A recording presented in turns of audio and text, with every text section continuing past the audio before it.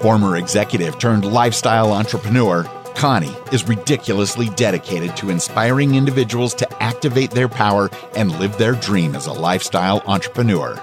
It's time to sit down, lie down, or squat down and turn up the volume. Up or Out with Connie starts right now. Well, hey there, it's Connie Pheiff, and you're listening to Up or Out with Connie. This is a special segment for our ladies, activating the power of women.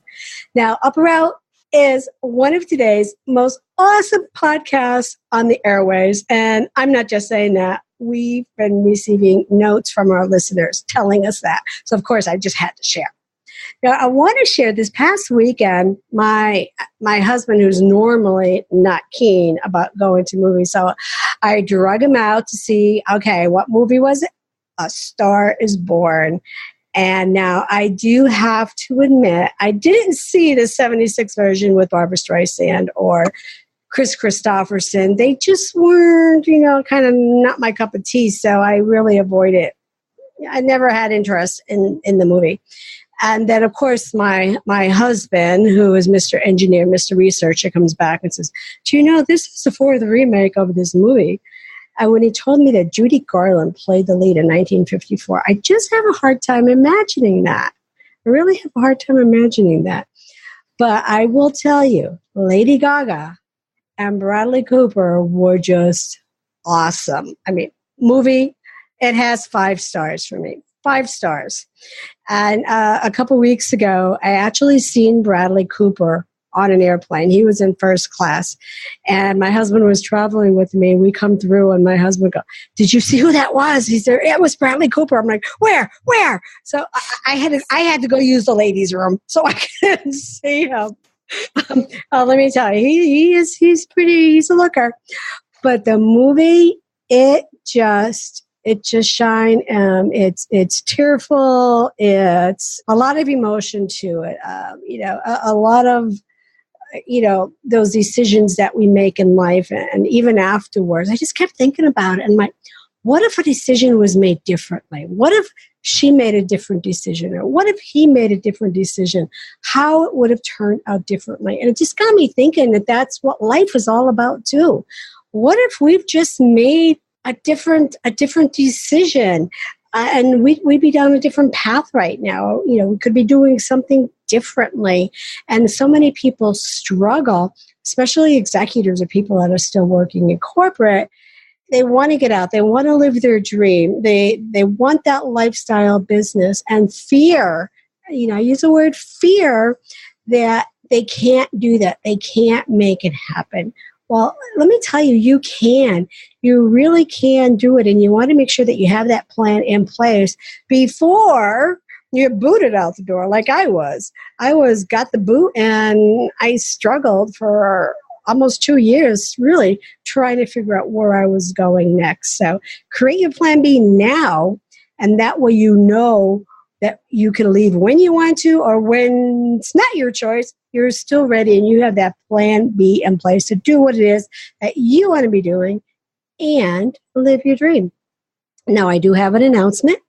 We do have ad placements available. We have multiple packages. They're ranging from monthly to annual. We also have our affiliate program that's going to be launching really soon. So let me know if you want to jump on board. It's a great way to connect with your perfect client and be unstoppable together. Now, this is Up or Out with Connie, and we are now heard in 190 networks on iTunes, Google Music, Stitcher, Spreaker, SiriusXM, and on and on and on. Transformation Radio, Conscious Business Radio, and we are in 150 countries with the potential listeners of over 2 million. How awesome is that?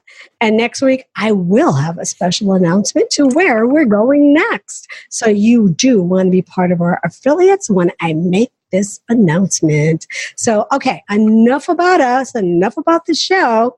Let's get on with today's guest.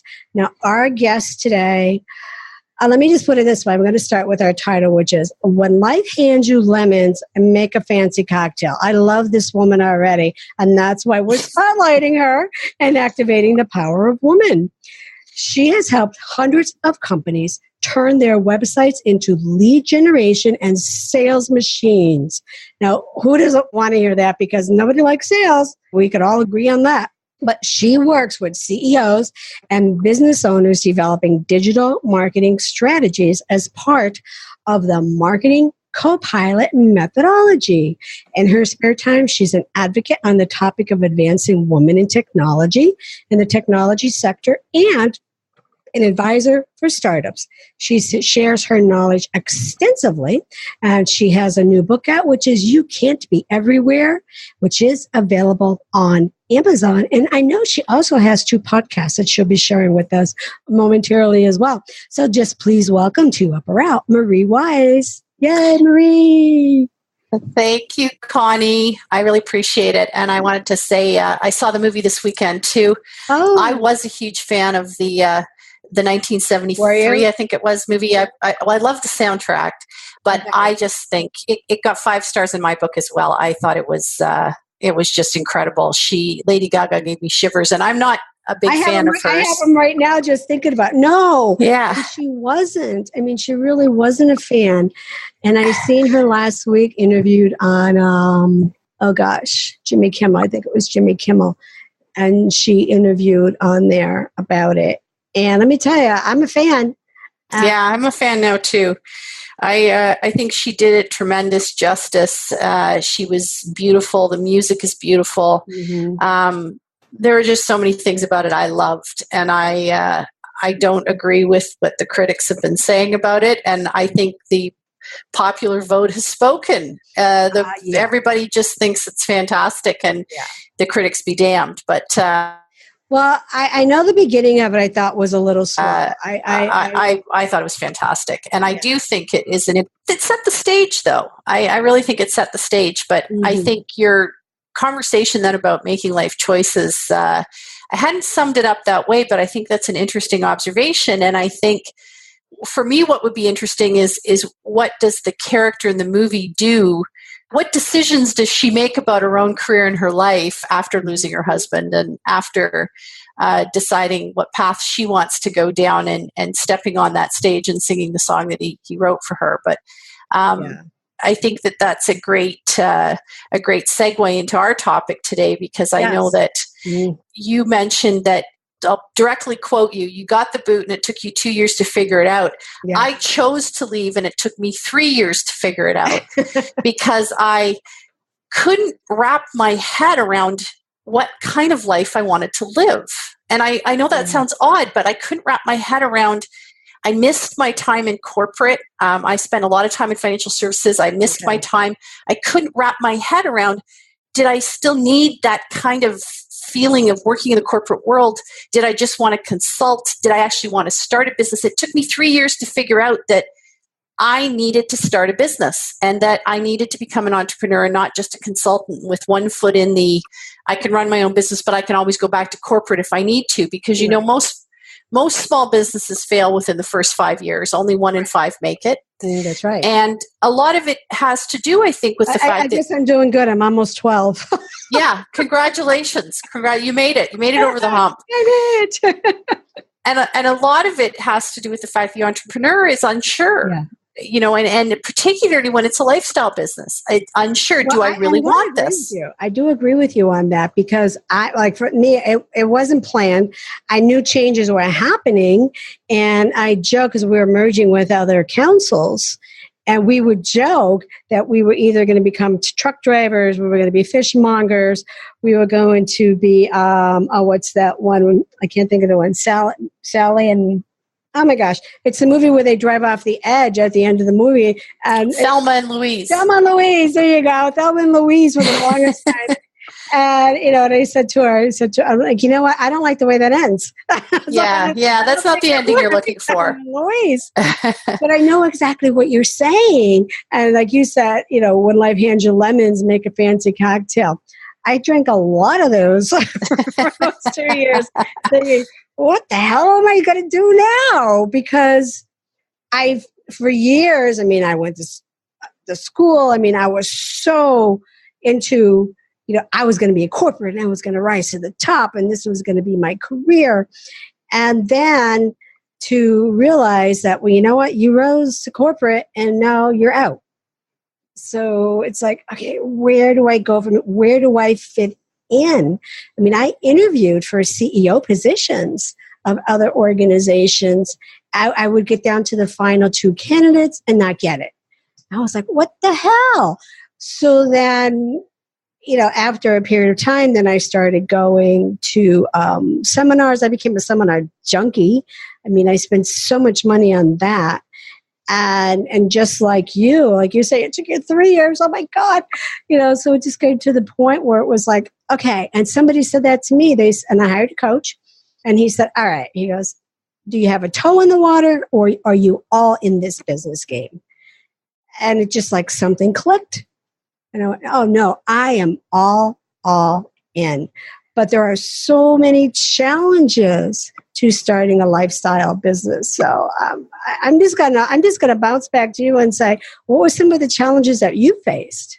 Well, I had young children at the time when I did it to start with, and that was really hard. I was the primary breadwinner in the family. My husband had chosen to stay home with the kids. We'd had our 3rd child unexpectedly. I had been very, very ill with a bowel condition and had to have some pretty serious surgery over the course of a year.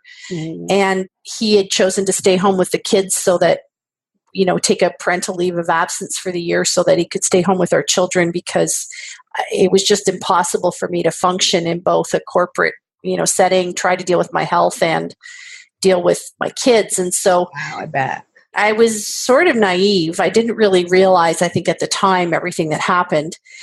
We sold our house so that we could fund the business for the first year. And that was how we got the business off the ground, and how I was able to transition into more of this consulting business that I had started. But I kind of wish I'd hired a coach and done what you'd done, who could have told me a lot sooner, in or out. Are you in or out? Because if you're in, then get in and quit trying to hedge your bets. And I think I was just scared. It was just fear that if I was all in, there was no going back. And I have to admit that when you are part of the corporate world and you start to plan your future and your career thinking in that mindset, right, it takes you a bit of time to disengage from that and say, if I don't land the next CEO, if I don't get the next CEO job, or I'm not the VP of whatever, it doesn't mean people are going to look at me differently, and it doesn't mean I have options. And you get very trapped in that mindset of, well, this is what I have to do next, because people are going to look at my LinkedIn profile and think I couldn't cut it. Right. And you know what? That's not true. It's not true. But that, I'll admit, that's how I felt. Mm-hmm. I felt that, okay, I lost my CEO position. I've applied for CEO positions, didn't get it. I applied for a COO position. I was told I was overqualified. And for the longest time, even when I started doing my business, started running my business as a consultant, for the longest time, I never put myself out there that I was a CEO of an organization. Again, it was my mindset, because the one I thought, well, I was let go. I lost my job. Why would somebody want me? And I was stuck in the mentality, I was just stuck where, again, for me, that I should have another CEO position. And because I don't, I must be a failure.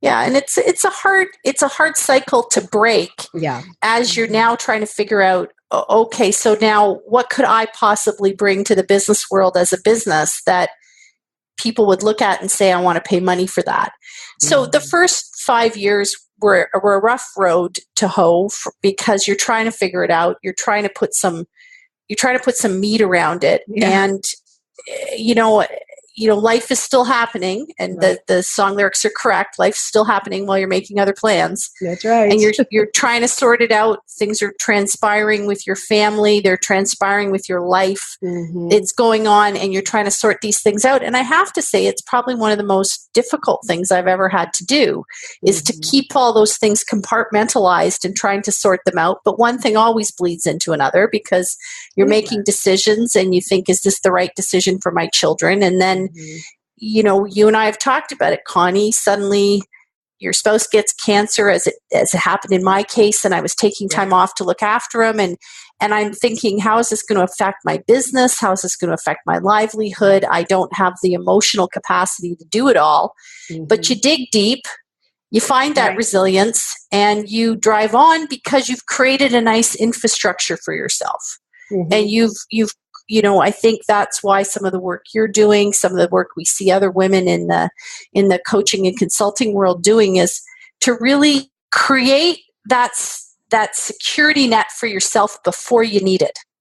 Yes. Create that group of people around you who can support you and help you figure things out before you need to do that. That I think is probably one of the best things I could say to somebody who's considering this is create that, quote unquote, board of directors for yourself before you need them.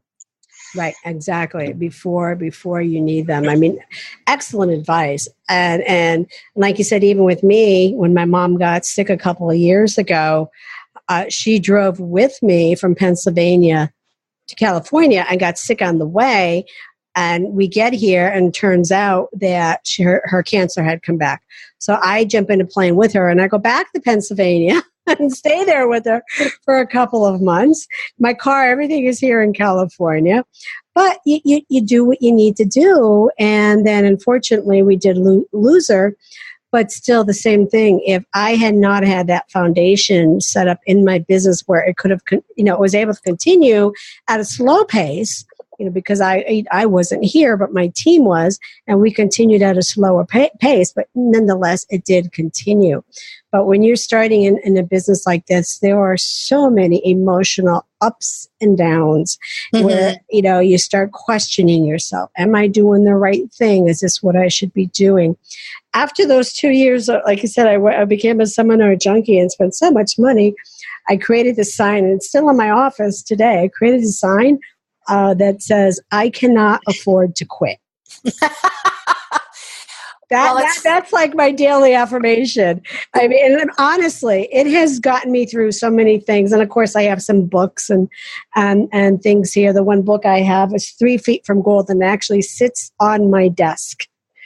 And it's just, you need those reminders. And like I said, for me, it was, I cannot afford to quit, because if I quit, I just lost all that money that I just spent. Well, it's funny you say that. My expression recently has been, I can't afford to retire.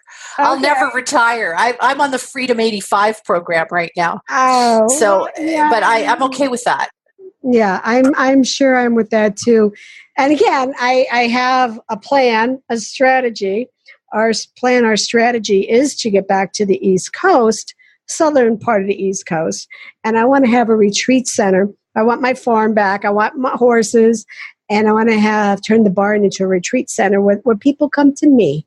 So that's, so I'm not on the road traveling as much. So I'm hoping that the goal is that happens in the next couple of years. So fingers crossed. I mean, we've already started looking, but you have to have those steps in place. You have to have those goals. You have to know what direction you're going.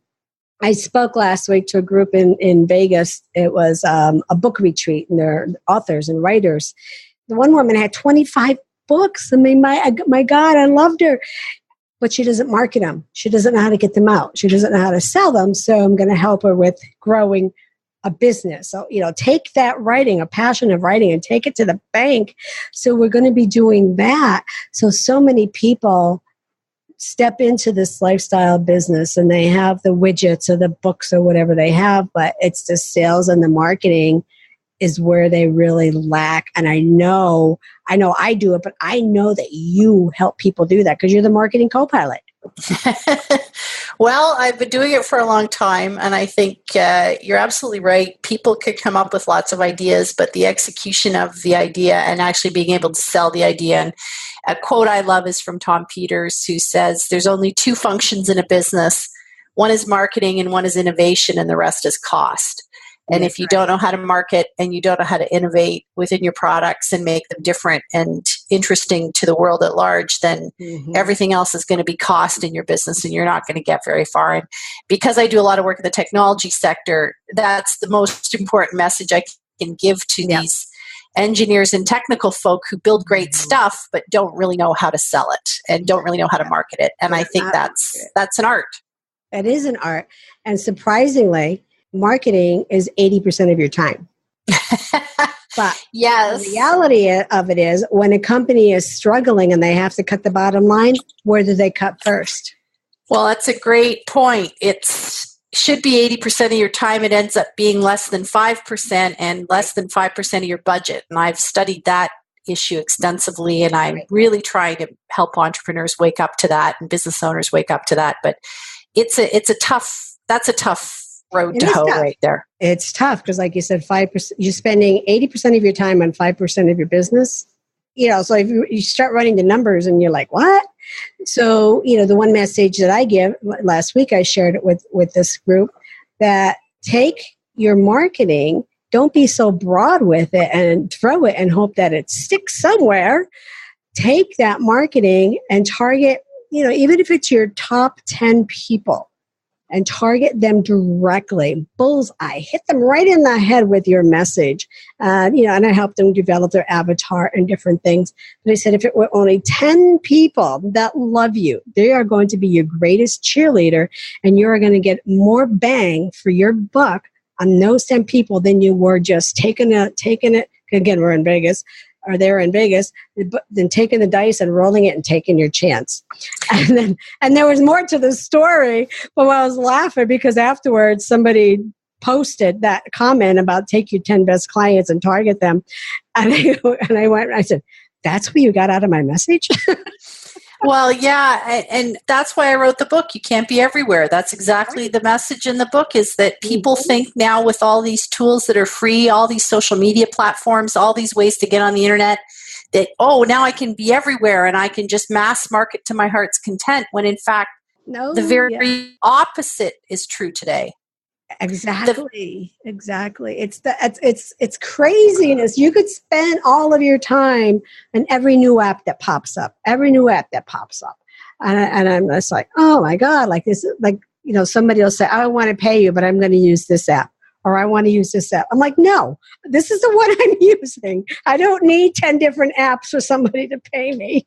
No, and that's the thing, is people, it's erroneously now think, well, I can be everywhere, therefore more people will see me, therefore I'll get more leads. No. And in fact, the opposite is true, that if you can't target your message specifically and be relevant to your best customer, you won't be relevant to anyone. And there's too much noise, there's too much clutter, there's too much confusion in the world today for that to apply. So you have to be specific, you have to be focused, you have to really understand who your ultimate buyer is, and you have to do a very good job of getting them to engage, not just listen, but to engage. And I think a lot of people aren't following that formula because they just think they can batch and blast out messages and content, and we have to be more purposeful. We have to be more thoughtful today. That's right. So I have a couple questions I want you to answer for me. So first one, I am an unstoppable woman because... Oh, I have to answer that one. Okay. I am an unstoppable woman because I don't want to give up. I want to keep going on the topics that I'm passionate about, which is good marketing, women being front and center, and I feel very passionately. I help others. I help other people move forward in their careers, and I think that makes you unstoppable. When you embrace and engage the community, I think that makes you unstoppable. That's great. So, what is your favorite success quote? Oh, that I should have thought about this. I have so many. I follow a lot of people, but to me, in my own personal life, I would say family first. I always think about my family first and foremost, and what the role model and leader I can be to my family. I do love Tom Peters' quote, there's only two functions in a business, marketing and innovation. Yeah. The rest is cost. And I love that because of the profession I've chosen. Those are the types of things I feel strongly about. Great. So what's your process for evaluating opportunities? Oh, well, that's a tough one. I think I tend to look at things and decide, where does this fit right now within the list of things that I need to get done? How does this fit? What's the outcome going to be? If I choose to do this versus this, what's that outcome and how does it fit in the objectives that I have right now? I often talk to a lot of people. I run it past them. I like to hear what people have to say. I don't always take their advice, but I do like to filter and listen to how other people have done something. And I like to be open to other people's processes and figure out, have they managed something in a way that I haven't thought about before? I think that's very helpful. I love listening to other entrepreneurs in their decision making. But then I'm also the type of person who doesn't want to brew on it, sit on it for too long. Right. I want to get it done. And I tend to think that acting and getting something done is better than ruminating on it for a long time. Mm-hmm. So I love to test. Right. I like to dip my toe in and test things. Okay. So complete this sentence for me. Never have I ever met my musical idol, Dave Matthews, and I really hope sometime after being there for 30 plus shows, I get to meet him.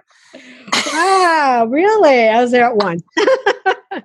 He's pretty good. I like him. Definitely like him. Yeah, okay. So I never have I ever. Yeah, I'll go with that one. Okay, all right. You have to remember that, Dave Matthews, if you are listening. I love music. I love live music. That's my absolute favorite thing to do is to see him. Never a bad show, never been disappointed. Yeah. But everybody laughs and says, well, you must have met him by now. And I say, no, I haven't. Okay. Need to work on that. Yeah. I used to be such a groupie. But I haven't done that in a long time. But anyway, will you ever, now let me ask you this question first, since we're doing our special on activating the power of women, and it's so important, such an important issue right now. What do you believe is the world's greatest wound? I think equality and diversity right now. I think, I'm a woman of a certain vintage, and I've seen tremendous disadvantage to women over the years. And I think the time has come to stand up and say this isn't right, that we need to change a lot of things on both the equality and the diversity side. And there's just so many voices in the world right now that are underrepresented. And I think that's problematic. I think we could have a much stronger and better society if we recognize that and do something about it. And, to be honest, Connie, the reason I opted out corporately is I didn't like the way I was being treated. And I don't think that's the option, is to just opt out of the corporate world. No. I think we got to change some of that. We got to change the workplace. We got to make it easier for women. We can't just get women to adapt to a man's corporate environment. We have to make it easier, because at the end of the day, there's one truth that nobody can ignore. Right. And that truth is men are not physically capable of giving birth to children. Right. And until they are, that is our responsibility. And it's a very difficult one, and one that I take very seriously. And yet I want to be involved in that issue of child rearing, child raising. But it's hard to do all of these things. And corporately, I think we have to address that. We have to change the workplace to be a little bit more supportive of women. And you were going down that path at one time. I mean, and as women, it doesn't make us any weaker. But I mean, when I worked in corporate, before I was in the C-suite even, I know the company that I had worked for, they were very good. I just thought they were excellent in helping and supporting women. So I just feel that we've taken steps backwards. Yeah, I do too. And I'm not getting it. I really don't. Part of the reason I created the business I created and the way I created it is so that I could employ lots of women who wanted to pick their kids up from school after work. Right. They liked the idea of working virtually. Mm-hmm. They didn't like having to be in an office if they didn't need to be. They wanted to be more productive and contribute in a more direct way without all the other trappings that went around a corporate job. Right. And I appreciate lots of people like to be in an office and like all those meetings and like all that stuff. But there's other people who don't. It's not for everyone. And our Pheiff Group Speakers Bureau was created because I have young moms that run it for me, and people that worked for me in the past, some new people that we have. But that was the purpose of even starting that, was to, I was like, I really have this other idea. And this was a couple of years ago. And I'm like, well, here's the idea. What if I'll set it up and you guys take it over? And it launched a business. Right. So, yeah, like you said, but it's not for everyone. And so, I guess the challenge is, how can we get back to, like I said, I really seen that we were going in that direction. And I don't know where the breakdown happened that we took steps backwards. But I'm going to play the devil's advocate here. The one thing that I ask women is to not be so harsh on each other, and don't be so harsh on the men either, because there are some really good men out there. Oh, absolutely. I totally agree with that. And I've worked with some phenomenal leaders of tech companies who are really doing everything they can to up the numbers of women in technology. As an example, they're stepping up, they're talking about it, they're participating on panels. And you're right, it's everybody's responsibility. We all need to have the conversation about it. And that's the only way we're going to get answers and move it forward. Right. It can't be attacks like you just said. There needs to be conversations. Absolutely. Absolutely. And that's what we try to do on our podcast, Women Talk Tech. Talk to women leaders about how they got there, who supported them, how they built their career. We want to get more role models out there for young girls to see that there are lots of women in tech who are paving their way on either the operations side or the sales and marketing side, or even on the technical side. We want to have those conversations. We want to push them out there. And there's lots of men running tech companies right now, and we need them to get on board and share that story, get people to see those female leaders, and hopefully make more decisions about a career in tech, and not say, no, this isn't for me, I don't want to do this, because we need more women in tech as we're seeing new and evolving technologies like AI and blockchain and all this scary stuff that's upon us. We have to be sitting at the table. We have to be represented. Our voice has to be heard on how these things will affect, how these technologies affect society. And we need more people there. But if we don't band together on this and we aren't collaborative about it, it's not going to happen. I totally agree. Well, Marie, that is just a phenomenal way to end today's show, because we're out of time. But a great message. I mean, we have to come to the table. We have to do it together. We have to be supporting all genders, across the board. Everyone has to be helping and supporting each other. So we need to do that. But Marie, I know you have a giveaway. You're going to be giving away your book in PDF format. And so what I want everybody to do is head on over to my website, activatemypower.com. Go to our podcast link. And if you scroll up midway down, you will find an area that says My Giveaway. And if you go there, you will be able to reach out and get a copy of Marie's PDF book.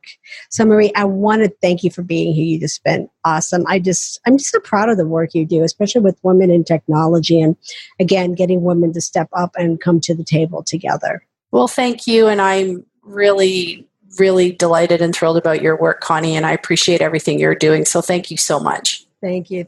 And for all of our Up or Out listeners, this is your opportunity to go up or out. And remember, you're not going anywhere, because you're all just staying here and going to be a part of our tribe, because Up or Out is a brand of the Pheiff Group. And we are ridiculously dedicated to inspiring women executives to activate their power and live your dream. So I'm going to leave you with today's quote, which is, don't ever let anyone dull your sparkle, and never, ever apologize for being a powerful woman. So be great. Don't ask anyone's permission to be great, because it's not going to give it to you. You are unstoppable. Shine bright and don't accept anything less. I'm Connie Pheiff, your unstoppable diva. Until next time, activate your power and know that we are all unstoppable together.